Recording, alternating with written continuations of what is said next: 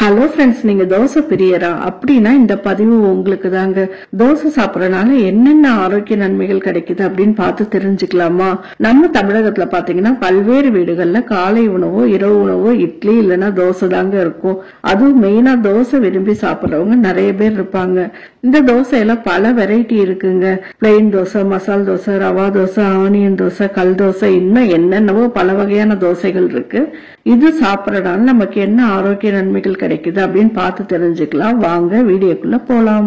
தோசையில இருக்க சத்துக்கள் பார்த்தா கார்போஹைட்ரேட்கள், புரதங்கள், நார் சத்து, விட்டமின்கள் மற்றும் தாதுக்கள், இது மாதிரி நிறைய சத்துக்கள் இருக்குங்க.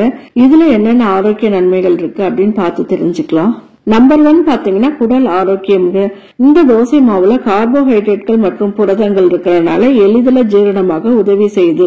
இதனால குடல் ஆரோக்கியத்தை மேம்படுத்துதுங்க. குடல் ரொம்பவே ஆரோக்கியமா இருக்க உதவி செய்யுது. நம்பர் 2 பாத்தீங்கன்னா இதய ஆரோக்கியம்ங்க. இதய ஆரோக்கியத்துக்கு தோசை எப்படி உதவி செய்யுது அப்படின்னு தானே யோசிக்கிறீங்க. தோசையில குறைந்த நிறைவுற்ற கொழுப்பு மற்றும் கொலஸ்ட்ரால் இருக்கிறதுனால இதய ஆரோக்கியத்துக்கு அது ரொம்பவே சிறந்த மூலமா இருக்குங்க. தோசை சாப்பிடறதுனால இதயம் ஆரோக்கியமா இருக்கான். நம்பர் 3 ரத்த ஓட்டத்தை பராமரிக்க உதவி செய்யுதுங்க. தோசையில நொதித்தல் செயல்முறை இரும்பு சத்து, உறிஞ்சும் தன்மையை அதிகரித்து ஆரோக்கியமான ரத்த ஓட்டத்தை பராமரிக்க உதவி செய்யுதுங்க இந்த தோசை. நம்பர் 4 உடல் எடையை குறைக்க உதவி செய்யுதுங்க.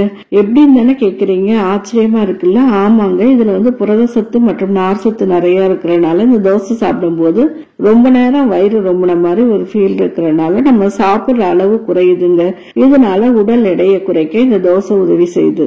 நம்பர் 5 பாத்தீங்கன்னா சர்க்கரை அளவை குறைக்க உதவி செய்தாங்க. தோசையில உள்ள கார்போஹைட்ரேட்கள் நீடித்த ஆற்றலை வழங்கி ரத்த சர்க்கரை அளவை குறைக்க உதவி செய்தான். இதனால சர்க்கரை அளவு கூட கண்ட்ரோல்ல இருக்கு அப்படின்னு சொல்றாங்க.